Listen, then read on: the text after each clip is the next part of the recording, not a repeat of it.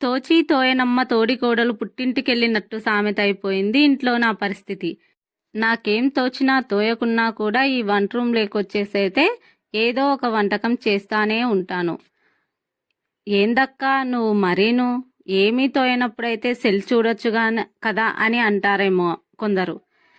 ఈ వీడియో తీయడానికి cell, editing చేయడానికి సెల్లు, వీడియో అప్లోడ్ చేయడానికి సెల్లు, మళ్ళీ అప్లోడ్ చేసిన వీడియోని చూడడానికి సెల్లేనండి.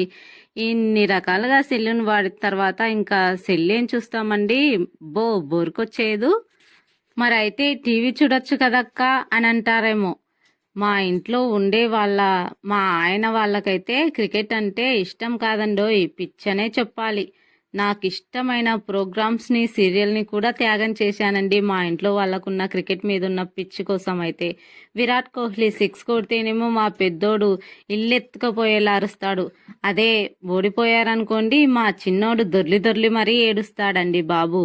క్రికెట్ అంటే అంత ఇష్టం మా ఇంట్లో వాళ్ళకి. నేనైతే క్రికెట్ చూద్దామా అని అంటే నాకు క్రికెట్ అంటే నచ్చదాయే. అందుకని ఏమి తోచినా ఏమి తోయకపోయినా ఇంట్లో ఇలా వంట రూమ్లోకి వచ్చేసి అయితే నాకు ఇష్టమైన వంటకాలను అయితే చేసి పెడతా ఉంటానండి. ఏం చేయాలండి, మరి ఇంకా తప్పదు కదా. ఇంకా వీడియో అయితే నచ్చిందా అండి? పెసరట్లు అయితే చేశానండి, చాలా అంటే చాలా హెల్దీగా. ఒక గ్లాస్ పెసలు, అలానే ఒక గ్లాస్ రేషన్ బియ్యం, అలానే ఒక గ్లాస్ బ్రౌన్ రైస్తో అయితే చేశానండి. చాలా రుచిగా ఉంటాయండి, చాలా హెల్దీ.